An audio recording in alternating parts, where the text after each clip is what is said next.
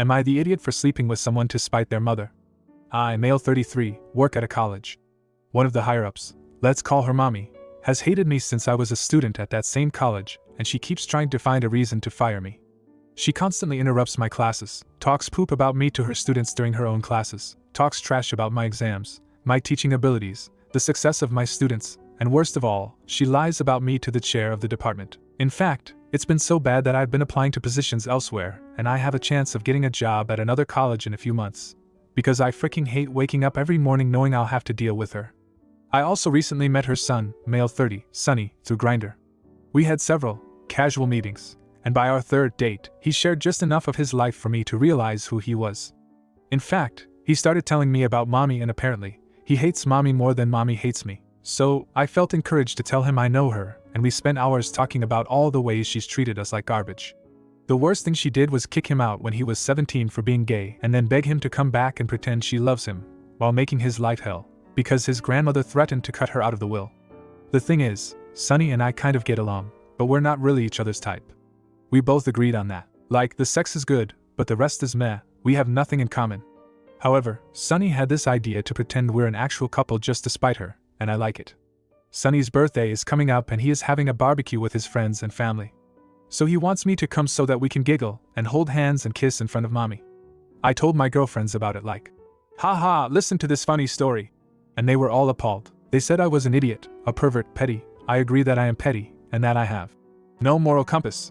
They said they'd be very, very, very disappointed in me if I went through with it, and to think of the rest of his family. They've also been ignoring me on Messenger since last night, lol. I honestly don't think it's that serious. I don't expect mommy to get a heart attack and drop dead or something. I only expect her to fume and feel humiliated while not being able to react in front of grandma. Am I the idiot because of it? Edit. One of my girlfriends finally replied to my messages, and I very clearly explained to her that both Sonny and I are in on it, and that mommy deserves even worse things.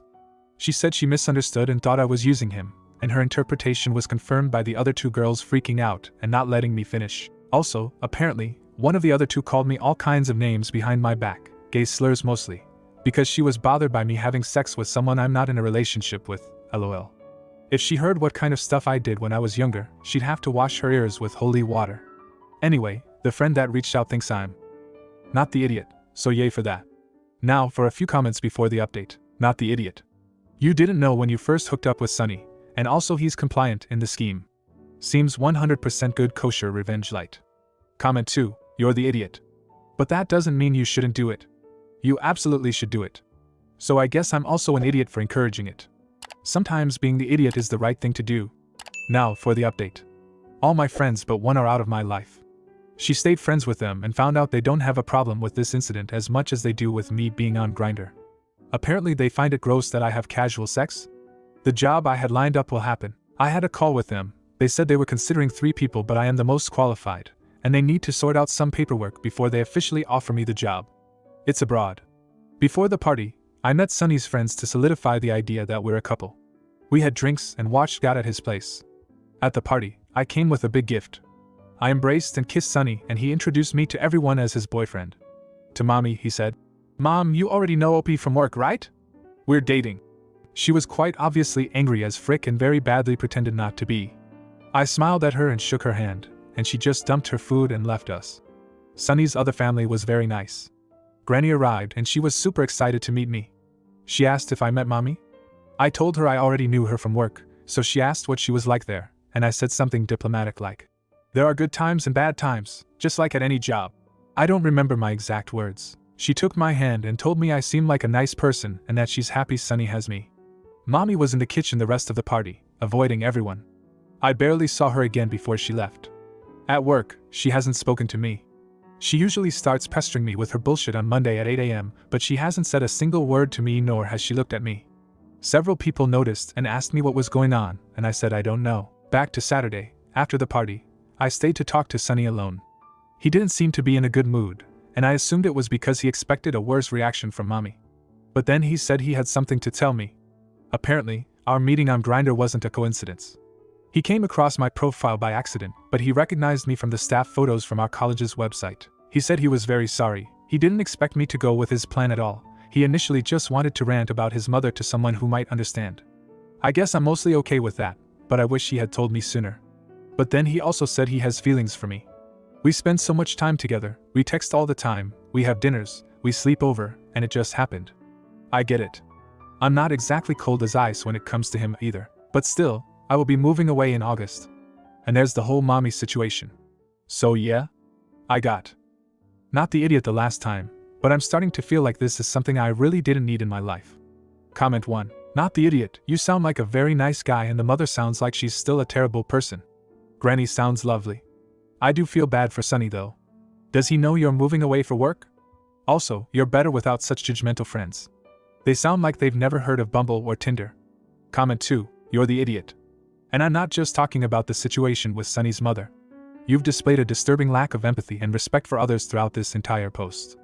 Your goal was to humiliate and spite someone, even if they have treated you poorly. Instead of taking the high road and focusing on your own success and happiness, you decided to stoop to their level and engage in a petty game of revenge.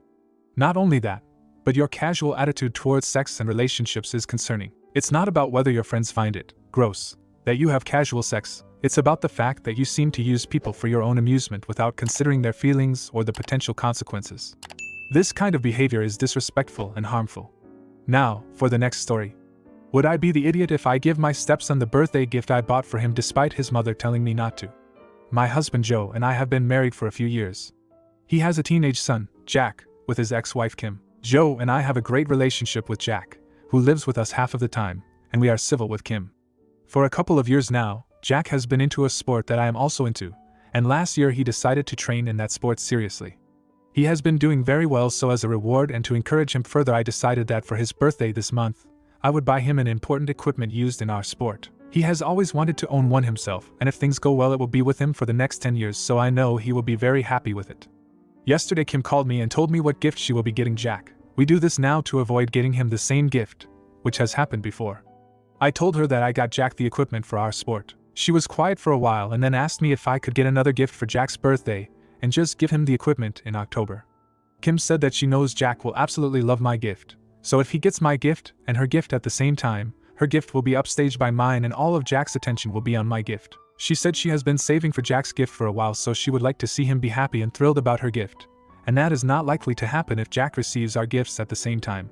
I understand where Kim is coming from, but to me it doesn't seem right to treat giving gifts to Jack as a competition for his attention or affections that we have to resort to taking turns. Why can't we both give him our gifts and make him as happy as he could be on his birthday, a day that is supposed to be about him and not about us?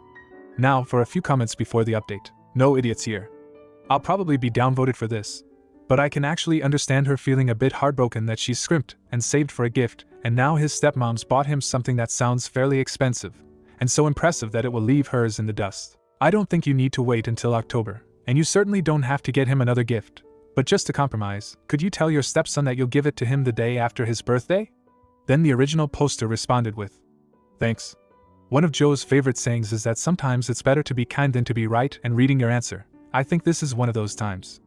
Another commenter suggested waiting a week so Jack has a weekend to enjoy Kim's gift.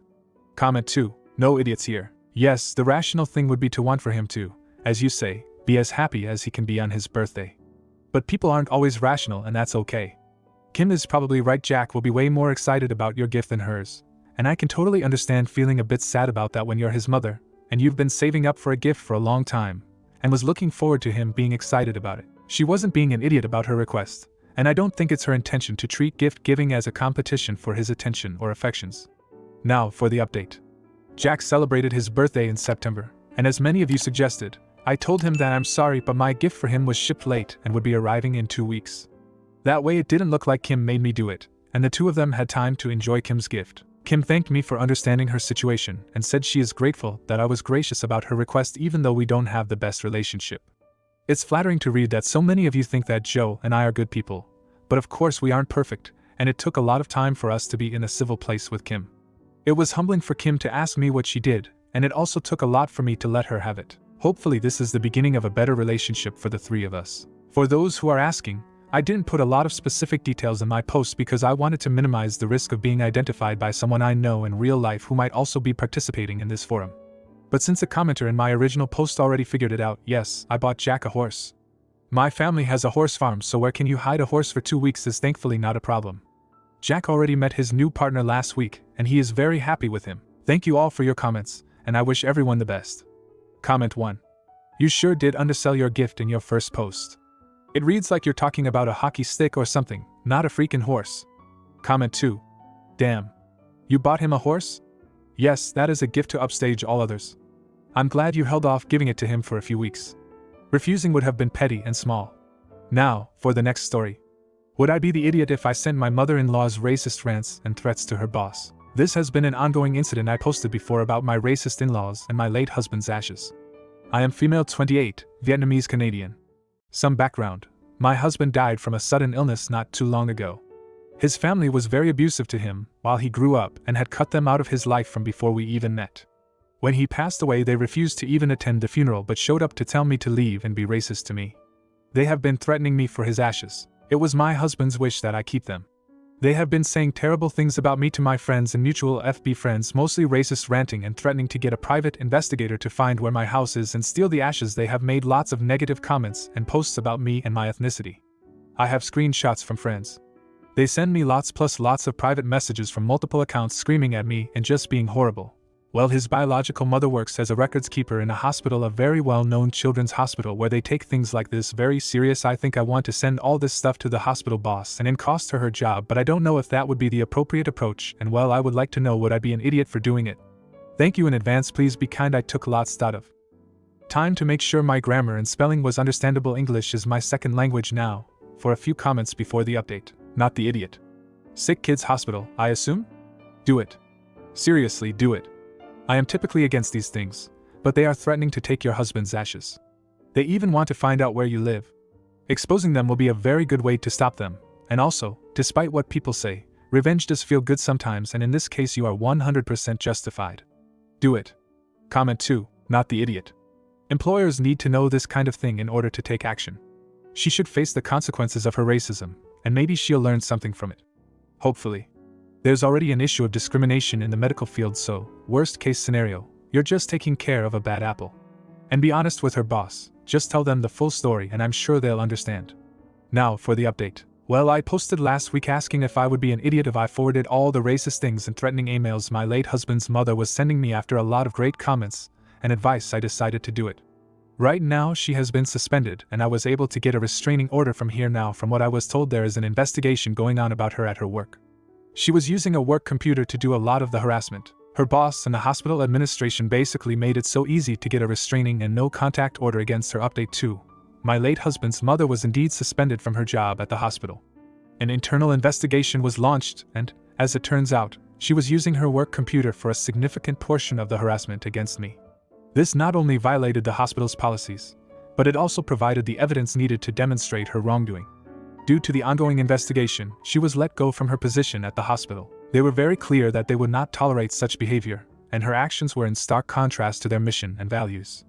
This was a relief, as I felt that her toxic behavior was not only affecting me but also could potentially harm the people she worked with or the patients she interacted with. I've also managed to obtain a restraining order against her. The hospital's administration was very supportive in this regard. They provided all the necessary information and documents, which made the process of getting a restraining and no contact order relatively easy and straightforward. As for the extended family, the private messages and threats have drastically reduced. I believe my actions have sent a clear message that I will not tolerate racism, harassment, or any threat to my safety. I've also been working on my healing and recovery. It's not an easy journey, but every day is a step towards finding peace and moving forward. Thank you all for standing with me during this difficult time. It means more than I can express. Comment 1. You did the right thing. A racist working at a children's hospital likely means some of the children wouldn't get the appropriate care if they are of a race/ethnicity the racist hates. Comment 2. I would make sure you have some sort of camera like a ring system or anything to record if they truly do try to invade your house.